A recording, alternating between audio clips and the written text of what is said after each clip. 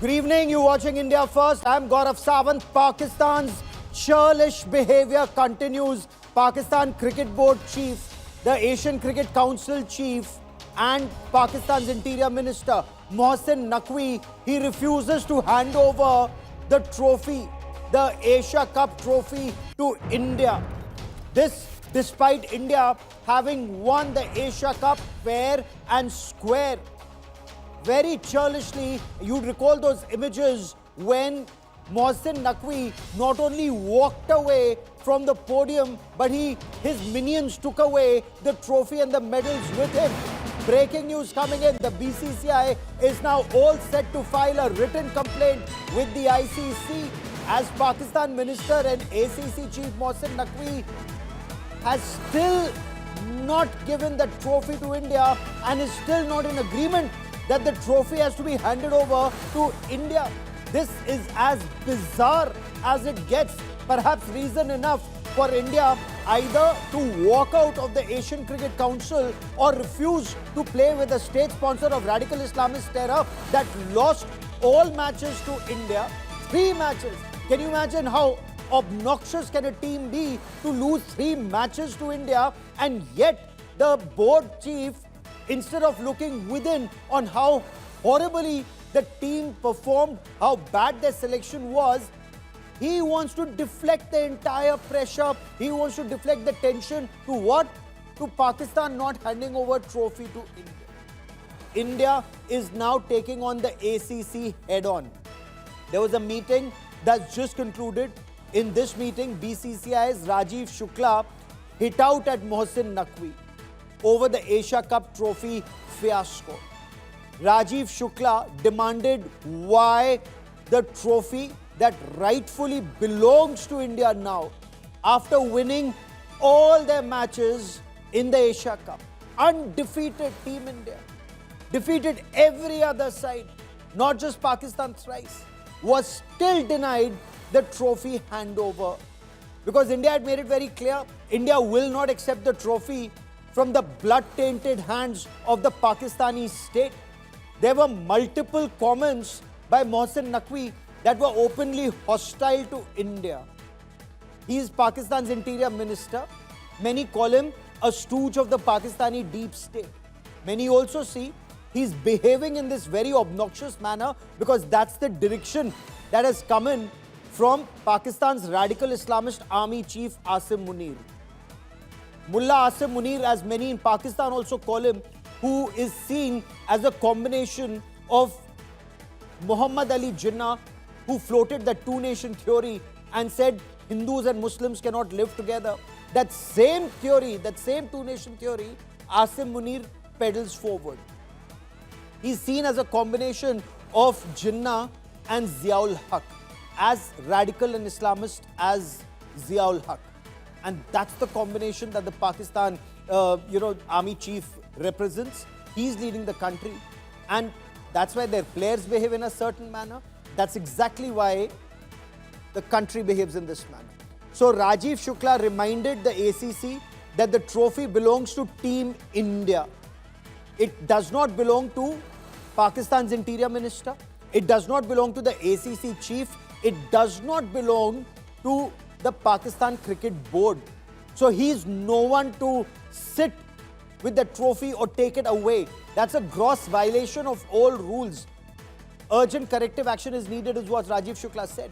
So India has also asked Naqvi some tough questions. Naqvi apparently was on the defensive, and we'll get you the inside story of what transpired in this meeting. Now Naqvi apparently claims, Mohsin Naqvi, he says he was made to stand like a cartoon. He was made to stand like a cartoon for 45 minutes. Why was the cartoon standing for 45 minutes when it was very clear India will not accept the trophy from a cartoon? But then he's deflecting that this matter should be discussed elsewhere. Imagine how churlish can a country be, or a leader in a country be. India's won the trophy and Mohsin Naqvi refuses to hand it over to India. I have the finest voices on who track Indian cricket and world cricket very closely joining me on this broadcast. I have Vikrant Gupta with me on this broadcast. I have along with Vikrant Gupta, Rahul Rawat joining me, and India Today's Foreign Affairs editor Geeta Mohan also with me on the story. Vikrant, what's the inside buzz of what transpired? Apparently this was a virtual meeting. Why is Mohsin Naqvi refusing to hand over the trophy? Why is he behaving in this churlish manner? Gaurav, we are now dealing with the Interior Minister of Pakistan, not somebody who's the Asian Cricket Council chief, honestly. And I think he's also wanting to show people back home in Pakistan, I think at the insistence of Rawalpindi than Islamabad, really. I think it is Rawalpindi which is doing the talking, and he just wants you to wants Indian cricket to feel small. But having said that, I think he made a reference to his own self. He said, while standing on the podium for an hour, I was looking like a cartoon. But I think by the time this meeting has ended, he now is a clown. You can't hold on to the trophy for long. One day or the other, you'll have to give back the trophy to India. Even if India does not get the trophy, India are the champions. And I think Mohsin Naqvi now faces isolation. All the BCCI needs to do now is to tell the Asian Cricket Council, we now will not be part of this movement any long, so long as Mohsin Naqvi remains the ACC chair. And look at the smaller boards, look at Afghanistan, Nepal, Oman. These guys would want revenue. And the revenue will only come if India plays the Asia Cup or if India remains the member of the Asian Cricket Council. Simple as that. Unless they think India is too weak, unless they think, I don't know what is Mohsin Naqvi's thinking, the obnoxious behavior, Rahul, that he's displayed, it just indicates that Rawalpindi orders, India will not ever get out of ACC or throw Pakistan out of ACC. But what transpired in that meeting? What was the conversation like? What did Rajiv Shukla say? What details can you tell us, Rahul? So Gaurav, two representatives from the BCCI were there, and they were online. Remember, this is a meeting that was supposed to happen in July, but that meeting was scheduled in Bangladesh, and at that time also India had reservations to travel to Bangladesh, and there also Mohsin Naqvi insisted that this AGM of Asian Cricket Council will happen in Bangladesh. BCCI officials did not travel, but they attended the meeting online. Now it was rescheduled to today. So they were insistent that the trophy, which is rightfully of the Indian team, that should be returned to the Indian team, or that should be given to the Indian team, to which Mohsin Naqvi initially said no. Later, of course, he left that open towards the end, saying that we'll discuss this offline and we'll discuss with other member boards, the test playing nations, and thereafter we'll come to a conclusion. Now, so as of now, it seems unlikely, because that was always the plan, because he wanted to disrupt India's celebration. You would remember a day before the final of this Asia Cup, he had issued a statement from the Office of Asian Cricket Council as the chairman that I am looking forward to giving away the trophy. So he had made it very clear that irrespective of whether India wants that trophy or not, I will be there to give that trophy. Now, the only thing that India does not make a lot of money out of this Asia Cup. Why? Because this is for the other smaller nations. India last hosted the Asia Cup back in 1991. Since then, India has not hosted any Asia Cup tournaments. So the other smaller boards, they make a lot of revenue out of this. Now, what India can do is, India can actually at least threaten to break away from this Asian Cricket Council. So they know that which side they have to be, because India generates a lot of revenue, and these smaller boards, we don't play a lot of cricket, but inviting them for even one test match or a 3 T20I series, that also generates a lot of revenue for these boards. So obviously they will side with the Indian board, and I think Mohsin Naqvi has to go away from the Asian Cricket Council from here. No, but Geeta, Mohsin Naqvi is immaterial. I mean, civilian leaders in Pakistan, they are expendable. India's aim should be Pakistan should be out. If this is the way Pakistan behaves, and Pakistan is a radical Islamist country represented right now by Asim Munir, and that radical Islamist mindset, when he says Hindus and Muslims are different, we are two different people, two different countries, we cannot live together because our dreams, our goals are all different, or words to that effect. So that's the nature of the threat we are facing. And I think our board is still not realizing the magnitude of the adversary or the enemy we face. Well, absolutely. In many ways than one, Gaurav, the fact that a cricket sporting event has become a battleground, and where the fissures can be seen as explicitly as it is evident right now. And remember, Gaurav, this is not the Pakistan we knew, where we've had problems with Pakistan. There has been cross-border terrorism emanating from Pakistan, all of that and more. But nothing compares to what Pakistan is today under Field Marshal Asim Munir. It's a very different country where it's not just polarization. It's a country that's dividing in the name of religion. It's a country that looks at the other religion as kafirs. It's a country that explicitly says that India will be taught a lesson. It's a country that has been talking and spewing venom against India in a very, very threatening fashion. So yes, for India, Pakistan is not just a minor problem in the region, it has become a major problem in the region. And not to forget, we're talking about a nuclear Pakistan that might be weaker militarily from India, Gaurav, but in terms of how it's growing its clout in the West Asian region, that's something that India should be looking at very, very keenly. So yes, a sporting event is just an example of what is to follow geopolitically between India and Pakistan. Vikrant, what are India's options at this stage? You know, is it time for India to say, if this is the way they behave, one, if we say we get out of ACC, as you suggested, Vikrant, is an option for India that Pakistan is out, not just Mohsin Naqvi, the individual, but Pakistan, the cricket playing country, out of ACC. ACC minus Pakistan, there's no SARC, there's BIMSTEC instead. Well, I think ACC minus India is dead and buried, Gaurav. The moment India says we no longer want to be part of the ACC, which is the Asian Cricket Council, the Asian Cricket Council will become redundant. And then, like we saw somebody walking off with the trophy, like it happens in a Mohalla tournament, ACC will also become a Mohalla council. What can happen now is that the BCCI will also go to the ICC. Now, they can't do much there, except for the fact they can use their clout to pressurize Pakistan. Now, Pakistan has a very strong alibi in the ICC, which is India. Now, India, again, because India and Pakistan, they paired together in every ICC tournament, and that is where maximum revenue is generated in an ICC tournament. The broadcaster makes money, the sponsor puts in a lot of money. So, the alibi for Pakistan cricket in ICC is actually India. So, the moment India or the ICC decide, okay, let's split them into two. Let's not have India versus Pakistan in every league game. If they can play in a knockout tournament, fine. Otherwise, let's not pair them in the same pool. So what can happen is, A, the ICC revenue will dip. Indian revenue will also dip a bit. What happens to Pakistan? Again, they become zero. They become redundant. And the bluff that they're playing in the ICC or in world cricket, listen, the India-Pakistan game is as important as anything, and we are half a party to that, that bluff will also be caught.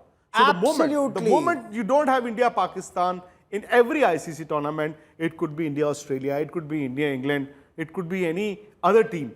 So if that game becomes the marquee in an ICC event, India versus Pakistan will be reduced to zero.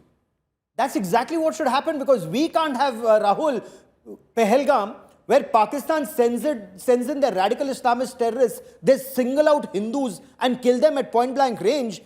Irrespective of revenue that BCCI may get, we should not be playing a state sponsor of radical Islamist terror. Let's say the logic that is being peddled is, let's play them so that we get the Commonwealth Games and we get the Olympic Games in 2035 or 2030 for the Commonwealths. Great, fine, you play them. And I love the way India humiliated Pakistan in 3 matches. It was outstanding. If I may, it showed Pakistan its place. But let Pakistan and India meet only if Pakistan qualifies for it, and not because some in Pakistan may think their cricket is worth it. Their cricket clearly, as we've seen in 3 matches, it isn't.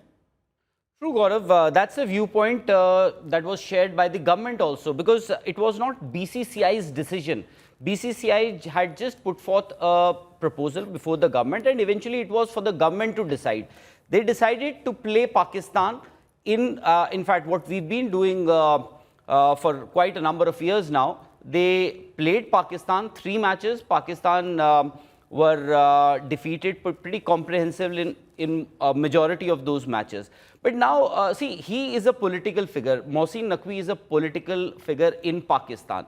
In India, Gaurav, you would know Sharad Pawar, the NCP Supremo. He was also the BCCI president. Then Anurag Thakur, a strong BJP leader. He was also a BCCI president. But the way Mohsin Naqvi is behaving, you know, he has politicized this entire Asia Cup and has considered it to be his personal fiefdom. Who would say on the morning of that Asia Cup final, he tells his players, do whatever you want to do, I will handle it. And Nikhil did an interview with Surya Kumar Yadav yesterday. In fact, majority of the conversations, what Pakistani players or Mohsin Naqvi did, we know, because that was done in full public glare. But there were a lot of things that were said to the Indian players that have not come out. And that is what Surya Kumar Yadav, the Indian captain, said yesterday. Although he is not too worried about the trophy, every time you ask him, where is the trophy, he would say, my trophy is that are those 14 players in the team. But then that trophy belongs to the Indian cricket team. Yes. That trophy's rightful place is in the BCCI headquarters in Mumbai. So BCCI or the Indian cricket is not asking for much. But I think he has decided that I am not going to give this trophy. But India somehow, I think, will find a way to get that trophy back. No, India should find a way. No, but that's setting the bar too low. India should not just find a way to get rid of this Mohsin Naqvi chappy. The effort should be to ensure that Pakistan, unless Pakistan wakes up, realizes what the team sport is, the effort should be to get Pakistan out. That's the only way. If that country, the only thing, and if you look at the commentary in Pakistan, it's amazing. The only thing that makes that country come together is cricket, and their cricket is collapsing. So in a way, Geeta, I'm glad we played, but BCCI says government directed us to play, or words to that effect, even if it's not being said so openly. What is the government's logic in this? Well, the government does not want to look like it's in the wrong side of sporting events, sporting organizations, and the wrong side of history. Like it or not, Gaurav, and we've had this conversation earlier as well, you are of the strong opinion that Pakistan should not play, that India should not play Pakistan. And I've been saying this, that on many counts, internationally, it will not go down well unless and until India shows the geopolitical and diplomatic clout for everyone to come and isolate Pakistan and say, well, we do not want to play Pakistan, that Pakistan is a hub of terrorism. Unless and until every country does it, for India to go it alone for a very long time will not be a sustainable option. And therefore... Oh, I completely agree with you. So my point is, we should not opt out of playing with Pakistan. We should rally support to get Pakistan out, the way South Africa was ousted because of apartheid. Terror is worse than apartheid. We've seen that post-Pahalgam. Vikrant, Rahul and Geeta for joining me here on this part of India Today. Many thanks. Do remember, Ramdhari Singh Dinkar in Shakti and Shama had made it very clear. क्षमा शोभती उस भुजंग को जिसके पास गरल है, उसको क्या जो दंतहीन विष रहित विनीत सरल है. Only the brave are respected. Only the brave who can punish have the ability to forgive. If you're not brave, if you're not powerful, if you cannot punish, nobody will respect you. The meek shall not inherit the earth in this instance, like we've seen with the state sponsor of radical Islamist terror. That's Pakistan. I want to move on to the next big story we're tracking here on India Today. Bulldozers were back in action in Bareilly, taking down what the administration in Uttar Pradesh has described as not just illegal construction, but also rampant occupation of government land. So several local Muslim leaders and activists have now been taken into custody for fomenting trouble in the state. But this is trouble that's not restricted just to Uttar Pradesh. It's actually spreading to different parts of the country, or at least attempts are, according to government sources. But from Jammu Kashmir Chief Minister Omar Abdullah to AIMIM Chief and MP Asaduddin Owaisi, there has been widespread condemnation of arrests of Muslims in connection with I Love Muhammad, peace be upon him, controversy. Maharashtra Chief Minister Devendra Fadnavis asks if there is a conspiracy that needs to be looked into, and Haryana Minister Anil calls it a toolkit to create unrest. We get you more in this report. The Yogi government's big crackdown following the violence during the I Love Muhammad campaign. The administration taking action against Maulana Taqi Raza and his aides. Properties linked to the Maulana's close relatives were sealed as the bulldozers rolled out. A Bareilly municipal team demolished an illegal warehouse built on encroached land. Officials say the property belonged to SP councillor Oman Raza, accused of grabbing municipal land. जो e rickshaw थे, जो ई-व्हीकल्स थे, उनको न सिर्फ खड़े होने के लिए बल्कि एक पूरा धंधा चल रहा था, अवैध धंधा चल रहा था, और इस पूरे गोदाम के पीछे जो कब्जा करने की जो बात आ रही है वो समाजवादी पार्टी के सभासद ओमान रजा का नाम आ रहा है कि ओमान रजा के द्वारा ये गोदाम बनाया गया था जिस पर ये बुलडोजर का एक्शन हुआ है. Over 75 people, including Nadeem Khan, the alleged main conspirator of the Bareilly violence, have been arrested. The FIR accessed by India Today names Taqi Raza as accused number 1. It alleges that Raza incited the mob, even urging attacks on the police. Criminals were allegedly called in, slogans of beheading for blasphemy raised, and mobs allegedly opened fire with illegal weapons. Petrol bombs and sharp-edged arms injured several officers.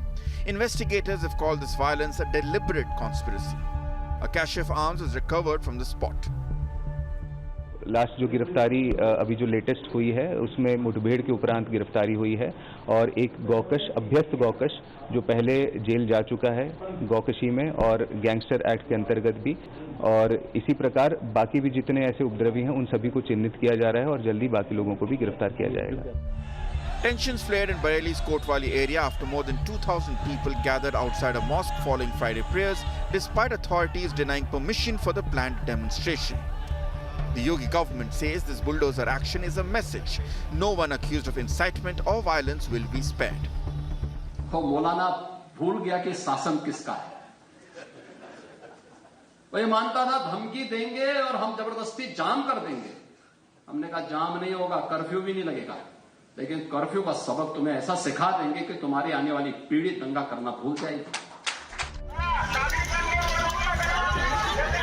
The unrest is no longer limited to Bareilly. In Nagpur's Haryana, protests over a rangoli turned violent, forcing the police to lathi charge. The cops have filed 4 cases. Over 100 people have been booked, with 29 arrests so far. जो हमारा सामाजिक ताना बाना है उसको एक प्रकार से उधेड़ने का प्रयास कोई कर रहा है क्या, इसको भी ध्यान में लेना पड़ेगा. इस प्रकार से लोगों के बीच तनाव पैदा हो, इस प्रकार से अगर कोई करता है तो योग्य नहीं है. The opposition is questioning the BJP over the incidents. अगर कोई हिंसा करने का सोच रहा है या कर रहा है वो गलत है, वो नहीं होना चाहिए. भारत एक ऐसा देश है जिसका कोई रिलीजन नहीं है, मगर आरएसएस बीजेपी मानती है उसका एक ही रिलीजन है. उत्तर प्रदेश की कानून व्यवस्था वो भाजपा से संभलती नहीं, तो ये प्रशासन का फेलियर है जो एक के बाद एक घटनाएं सामने नजर आती हैं. महाराष्ट्र के मुख्यमंत्री जी ने इस पूरी रिपोर्ट लेनी चाहिए और महाराष्ट्र शांत और स्थिर कैसे रहे और अमन से हम सब प्यार से जैसे हम रहते आ रहे हैं वैसे ही आगे महाराष्ट्र चलना चाहिए, क्योंकि ऐसी जो चीजें हैं वो महाराष्ट्र के हित में नहीं है. From Bareilly's bulldozers to Maharashtra's clashes, the I Love Muhammad storm is only intensifying. The question remains, is there a nefarious conspiracy behind the acts of violence? With Santosh Sharma, Bureau Report, India Today. So why should there be an issue with a banner that says, I love Muhammad, peace be upon him? Why should Haryana Minister Anil fear a toolkit to create unrest in India? And at the same time, the bulldozers that are out in Uttar Pradesh, in Bareilly, demolishing illegal construction, several people have been taken into custody, not just in Uttar Pradesh, but even in Maharashtra and other parts of the country. What does this all point 2. Joining me on India First is Anil Singh, spokesperson for the BJP. Zeenat Shaukat Ali is founder director general of the World Institute of Islamic Studies for Dialogue. Vikram Singh is former DGP of Uttar Pradesh and someone who understands this and has been tracking this very closely. Abdul Razak Khan is a political analyst and a member of the Karnataka State Waqf Board. Welcome to all my guests. Anil Singh, where is the problem, they ask, and many have asked, with saying, I love Muhammad, peace be upon him? Why this tension in Uttar Pradesh, madam? My Ramaram to all. Today it is I love Muhammad. Tomorrow it will be Islamic Life Matters. It is a toolkit which is operating in India, Bharat. And since Uttar Pradesh is a state with the people, 25 crores of people living here, and I think they tried to stage the drama to create a ruckus in Uttar Pradesh. And now they have started in other states as well. So that a message, there's a chain behind this toolkit. That today they are going to take out the procession saying, I love Muhammad, which is a very emotional statement. And everybody says that what is wrong in that? It is not against the constitution. Of course, it is not against the constitution. But try to think that what is behind it. Suddenly, why these processions? Why so much of ruckus and chaos? The people who are carrying banner poster of I love Muhammad, why they are carrying arms with them, petrol pumps, lathi, danda, why? Stones, why? Okay, let me bring in Abdul Razak Khan into this conversation. Sir, respond to Anil Singh of the BJP saying there's a toolkit to fuel unrest. Of course, there's nothing wrong and no problem in saying I love Muhammad, peace be upon him. But it's the petrol bombs, the lathis and dandas, assembly without permission and stone pelting at security forces is the problem. Gaurav, Muslim gets too emotional when it comes to Prophet Muhammad, peace be upon him. India saw a mosque, being destroyed. No foreign country interfered. India saw 2002 Godhra riots where Muslims were mob lynched and burnt alive. No foreign country interfered. But when a BJP spokesperson made fun of Prophet Muhammad, you did see what exactly happened. There were around 38 to 42 countries which registered their protest against India. Today, what I'm saying is when it comes to Prophet Muhammad, we are a little emotional. It was the fault of the UP administration, the station house officer of Rawatpur Gaon police station. I did happen to speak to him a week ago and I asked him as to why cases were not booked against the people who actually brought down the I Love Muhammad poster. But Muslims were booked in the, initially when the Muslims wanted to place that I Love Muhammad poster, it was objected by the Hindu side, stating that this was not a tradition, it is a new tradition being started. Now, who are these people to decide what is the tradition in the celebration of our Prophet's birthday? Now, because of that, Muslims were initially booked. This was selective targeting of the Muslim community in Uttar Pradesh. This was closely orchestrated when issues went up to other districts. When the issues went up to other districts, the police could have controlled. What was the intelligence doing? And look at the way a sitting chief minister, elected chief minister, coming out in Bollywood style like Amrish Puri, Pran and Prem Chopra stating that हम तुम्हें वो सजा देंगे, तुम्हारी पीढ़ियां याद रखेंगी. Despite Supreme Court's orders, you're trying to bring down properties without any notices, nothing at all. Bulldozers, this is very clear. There are two very pertinent points that you've made, sir. Let's get a response to both, though I must clarify, the DCP in Kanpur has issued a statement. Nobody has been arrested for a banner or a poster. And that clarification... they are putting out on TV because they said there will be arrests for fueling unrest or misinformation. However, Dr. Vikram Singh, as former DGP of Uttar Pradesh, explained the apprehension that Anil in Haryana says there is a toolkit to create unrest in the country. The police and the administration, in the way you heard Mr. Abdul Razak Khan, they are being accused of high-handedness, as is the Chief Minister, where he says that perhaps like a villain in a Hindi movie, he says, "Aisi punishment denge, your future generations will remember." Good evening, Gaurav ji and ladies and gentlemen. I'll tell you that it is a well-orchestrated, insidious toolkit and a roadmap. And the first step to create something that is innocuous, I love Muhammad. I'm saying I love Muhammad, I love Muhammad. There's nothing wrong in that. But if I were to take the same poster and paste it at places where people have objection and strongest exception to that, then I'm committing a crime. To Mr. Abdul Razak Khan, every police station in the country has a register known as a festival register, Tewhar register. Every procession is regulated, the timing and the numbers, and you cannot deviate from them, take a permission. If you're taking that, by all means, the police will escort you to a destination. If you do not, you are quoting the recipe of disaster and breaking the rule of law. And then to say 22 police personnel are seriously injured and battling for their life. And I would compliment the Bareilly police for being extremely humane and tolerant and zapt, because they did not retaliate. They did not even use rubber bullets or solid bullets. And they ended up in containing the situation just by a mild lathi charge. And to say that the chief minister was using unacceptable, intemperate language, what did you expect? Did you say that I'll take an Aarti Kathal and garland you? This is not going to happen. Villains will be villains without malice towards none. But firmness in the rule of law. If anybody transgresses the rule of law, let it be very clear, Hindus or Muslims or any community, there will be consequences and deterrent consequences. Are we living in a fool's paradise to imagine that there can be exception for any community? There will be no exceptions, and that is what the Constitution says. Therefore, what Umar Abdullah says and AIMIM says, that we are only targeting a community. We are not. We are targeting, when I say we, the police is targeting only those who break the rule of law. And let it be very clear, those days are over when there were exceptions made for certain people. Today, those days are over, and if the chief minister makes it clear, it may be unpleasant to some, but it is music to some people's ears. Sir, let me also bring in Zeenat Shaukat Ali into this conversation, because this isn't restricted just to a locality in Bareilly or another locality in Kanpur. It's now spreading to, for example, Ahilyanagar in Maharashtra. From Gujarat to Uttarakhand, there are reports that are very worrisome. In your view, ma'am, and you've heard 3 voices so far, does this appear to be an orchestrated attempt to foment trouble in India? Thank you for inviting me to the show, Gaurav. And I think I fall in line with, what our, police chief has just said, that, the rule of law must be obeyed at all time. Very frankly, when I heard about this happening, I thought this is a very needless controversy, because, one says, I love Muhammad, may peace be upon him, or I love Ram, or I love, Ma Durga, or I love, Jesus. These are very natural things. And I don't think they're against the rule of law. They're just an expression of what comes out.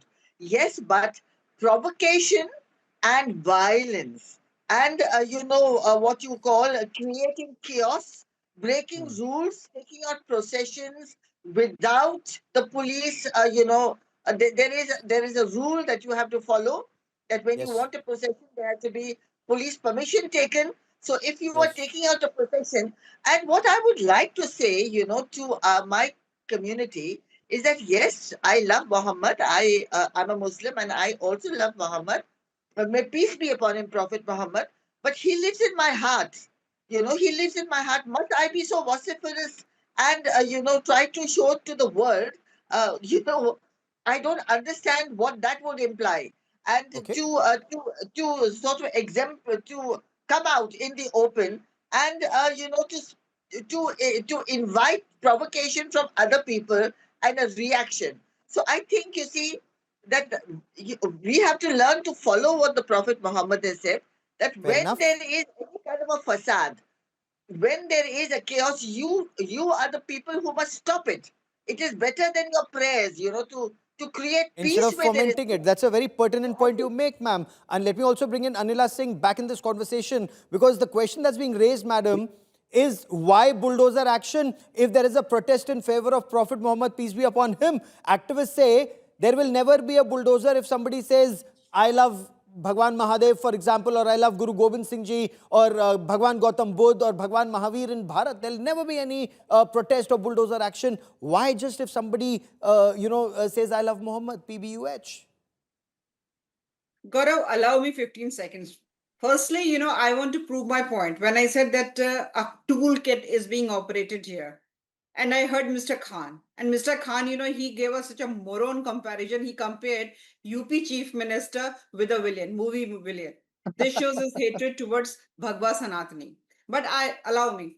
If when I say that a toolkit is being operated, just see how the chain forms. A procession, a ruckus, police takes action, then police is portrayed as an operation tool, media covers it, social media covers it, then the small clips are made, international media covers it, then Bharat is being portrayed that the present government in Bharat is targeting minority population living in this country, whole internationally, all anti-Modi forces, they get charged up. Then this issue comes in the UN, and we see it very well in UNGA that how Turkish people, how Turkish representative, he talked about Bharat. An apt answer was given by the foreign minister of India, Mr. S. Jaishankar. Why? Because they know it very well that India might get a permanent seat there. So whole of the world wants to prove that government under Modi ji is targeting So you're saying minority. This is the game behind this it. is a And when spark. you say, allow me, You allow use me, a- allow me, allow me. Okay. When you say that why Yogi ji has taken any action against them, why Yogi ji has used such hard words, now you understand that this is not national game, it is international game. Yogi Adityanath ji had to use the hard words, and the action which has been taken by the Bareilly municipal council, what is wrong in that? If somebody has encroached their land, they have got all the rights to get it empty. Why? Okay. Why this Abdul Raza question? Khan, a poster or a banner did not lead to the FIR. The UP police has clarified that. The FIR was filed subsequently for the subsequent action that took place. And there's a statement that's been issued out and we've put that out in public domain. It's the violation of the Bharat Nagrik Nyay Sanhita that prevents assembly of people unless cleared by the police. So Dinesh Tripathi, DCP in that area in Kanpur has clarified that. Bulldozer action, as Anil Singh says, is for illegal construction and wrongful occupation of government property. Clearly, a banner or a poster cannot be put to defend illegal occupation of government land. Gauravji, it is very clear if this action is being taken today, what was the government doing for the previous 2 terms that were, approximately around 9 years? What were they doing? Now in about 1.5 years, they have their election. Now these are all the Constantly preparations for actions are that. being taken. You don't know Madam, anything please. about Uttar Pradesh. That is why you're Ma'am, making just kindly let him complete his I point. I respect you. Please. Go on, sir. I did have a word with KK Mishra, the station house officer. I tried to reach out to Dinesh Tripathi, but he did not pick up my calls. Gaurav, let me be very clear. The incident happened on September 4th. The FIR was registered on September 9th. There was a 5-day delay. Initially, both the groups fought together. I mean, both. One was the Ram Navami procession, one was the Eid Milad procession. So both of them objected. The police out there stopped use of loudspeakers for the celebrations of Ram Navami. So these people also protested. There was no case, no FIR, no nothing.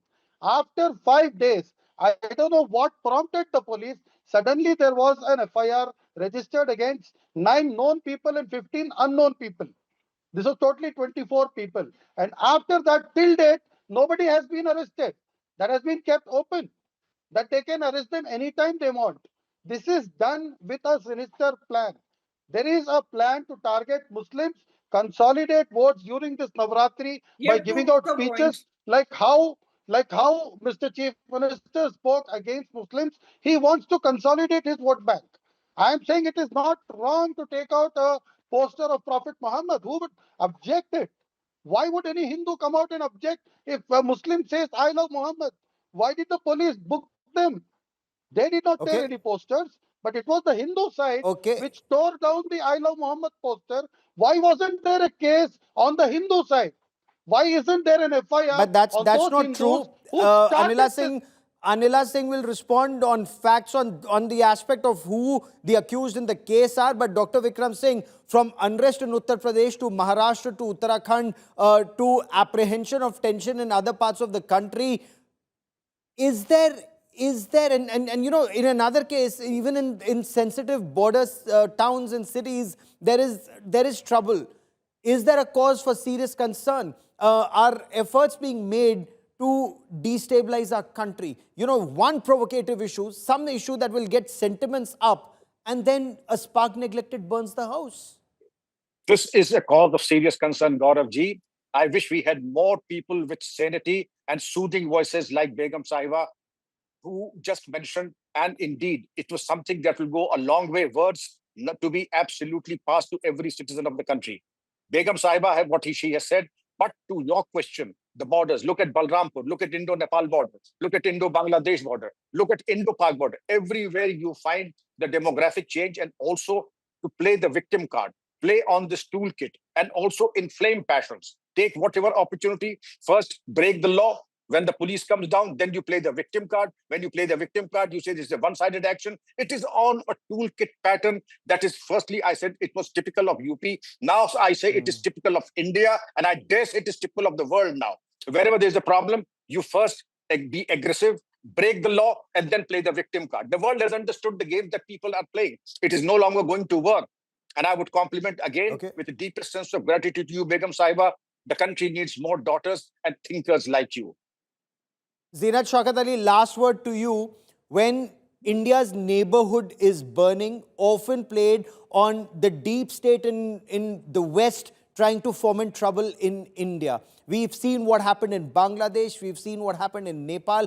Is there an apprehension that a spark neglected could burn the house even within, especially when very sensitive, provocative issues that are so, that surcharge people emotionally, when such issues are brought to the fore, the government says that's a toolkit, or at least government ministers are saying that's a toolkit to create trouble in India? Absolutely. I think, Pakistan is a totally failed state. It has shown its colors at every stage. It has seen to it that we, Hindus and Muslims in this country do not live in peace. Anything little they spark off, and they create a big circus and a ruckus out of it. And I have absolutely no respect for that country. Please let me be amply clear. So what we have to do, Gaurav, what I'm suggesting, like, our respected Dr. Vikram Vikram Singh, Singh, former DGP. Go on, ma'am. Yes, the ma'am. the rule of law must prevail, whether it is a Muslim, a non-Muslim, it doesn't matter. Any citizen of India who violates a law, and that is the criterion. That is the criterion by which we Indians live. And that is the criterion which has to be applicable. So you see, whoever does the wrong act has to be punished, not by pulling down houses and bulldozers. Make a report, look into the matter, take the matter to court. Let us be civilized in the way in which we conduct ourselves. I mean, you know what I mean? Is that Oh, absolutely. And I will let that be the last word on this part of the show, because since you mentioned that terror state Pakistan, it tethers on the edge. That's the story I'm coming to all my guests. Many thanks for joining me. I want to show you what's happening across Pakistan. You know, there's trouble virtually in every part of Pakistan, and that is why Pakistan tries to foment trouble in India. That's the only way that terror sponsor stays united. So I want you to see the situation on ground. Pakistan's on the edge. Pakistan-occupied Jammu and Kashmir, the army shoots at Kashmiris. 1 dead, 9 injured. That's one part. Now let me take you down to Balochistan, from Pojk to Balochistan. What's happening in Balochistan? A bomb blast outside the Frontier Constabulary headquarters. Initial reports seem to indicate 10 killed, more than 30 injured. It's a vehicle-borne improvised explosive device. Let me now take you to KPK, Khyber Pakhtunkhwa. Remember, Khyber Pakhtunkhwa, it's the furthermost province of Pakistan. This is where the Balakot airstrikes had taken place in 2019 after Pulwama. Now, this is where Pakistan Air Force now is bombing its own people in Tera Valley. Imagine, this happened just last week, 2 in the morning. 30 civilians were killed. Women and children were killed by Pakistan Air Force, a country. Remember, Asim Munir saying words to the effect, we are two different people, Hindus and Muslims are different. This is Muslim bombing Muslims, Muslim shooting Muslim, Muslim killing Muslim. That's what's happening across Pakistan. And this is supposed to be a parkland, a pious land for Muslims. Now, that's the ground situation in Pakistan right now.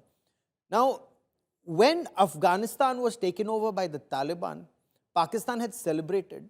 Pakistan had said, this is the time of shackles, chains and shackles have been thrown away and Afghanistan is independent.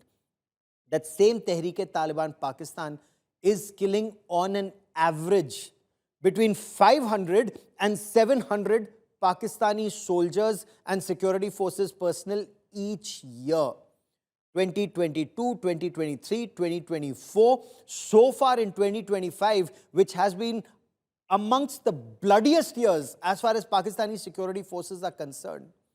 They've killed over 500 Pakistani security forces personnel, their army, their local police, the state constabulary. In fact, Pakistan Army at times refuses to wear uniform and go into Khyber Pakhtunkhwa, parts of Khyber Pakhtunkhwa, or even parts of Pakistan-occupied Balochistan. In fact, Maulana Fazlur Rahman, a senior political leader in Pakistan, he's gone on record to say between 7 and 10 districts in Pakistan, in Balochistan, the writ of the Pakistan Army does not prevail at all. Pakistan Army just refuses to even go in these areas. Now, there are several attempts that have happened. The Frontier Constabulary, for example, 85 killed and 178 injured. These are casualty figures that we are getting you, and this is just of 2024. 85 killed, 178 injured. When you talk about what Pakistan Army describes as terrorists, in that area, they describe them as freedom fighters, whether they're Baloch or Pashtuns. 932 killed, 140 have been injured. Civilians, 577 killed, 1,175 injured. Police personnel, 152 killed, 217 injured. Paramilitary, which includes, of course, even members of the armed forces. Now in 2024, they've claimed that 3 and 9. This is just happening in parts. I will quickly want to cut across to Tilak Devashir, former Special Secretary in the Research and Analysis Wing, former member of the National Security Advisory Board, someone who's written multiple books on Pakistan, knows the country as the back of his hand. Sir, your appreciation of what's happening in Pakistan right now, it seems to be burning, whether it's Khyber Pakhtunkhwa, Balochistan or Pakistan-occupied Jammu and Kashmir, sir. Yeah, and also to add Gilgit-Baltistan to it. Thank you, Gaurav, for having me on the show. You see, all of a sudden, chickens are coming home to roost. You know what happened in Quetta. But prior to this, the BLA had issued a press release yesterday. They had attacked about 5 different places all over Balochistan. Then in POK, there is this agitation. I think tomorrow they are doing a complete gherav of Muzaffarabad.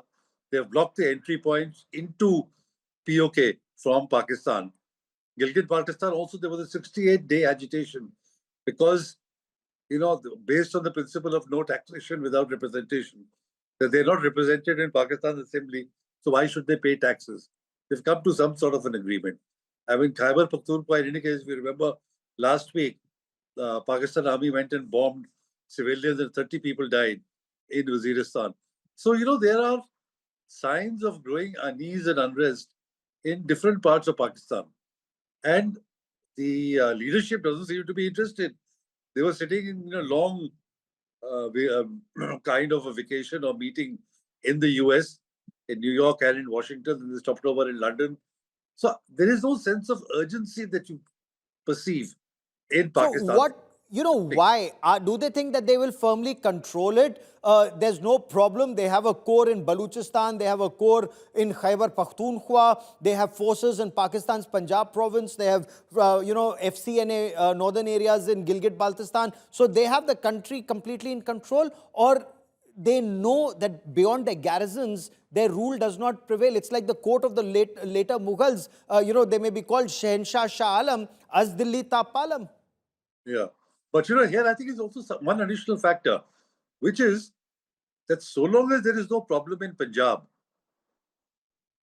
and if KPK, Balochistan and POK and Gilgit are burning, they're still okay, they're comfortable with it, but the heartland, Punjab should remain okay. Now, how long is Punjab going to remain okay when the rest of the country is facing these kinds of problems is a question to be asked. So my sense is that they are just really concerned about Punjab being okay. Now this time, as you know, there were major floods in Punjab. Unlike in 2022, when the floods were in Sindh and Balochistan. This time the floods have been in Punjab.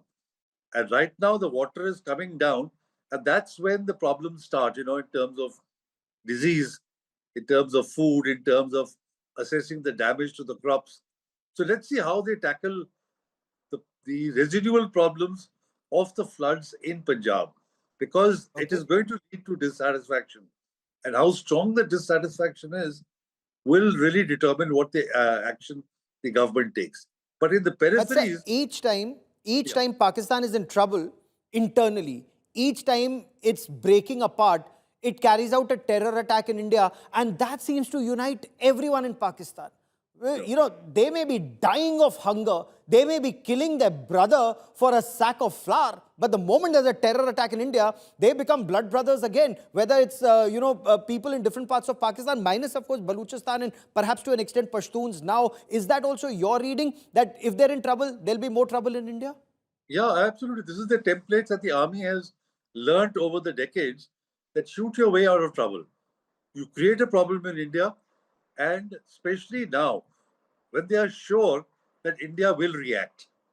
You see, earlier, when India did not react, they could not get the same kind of reaction within Pakistan. But now that India is going to react, but here they are playing with fire. I think India has gradually been escalating the reaction. The last one, Sindoor, was a very severe reaction. Next time around, those restraints will not be there. So they're really going to be with fire if they think they can shoot their way out of trouble to unite the people. But that's what the Pakistan army is. It's a very tactical army. They look to fire the first shot and then run. But you just can't fire the first shot and think that there will be no consequences. And this time the consequences were severe.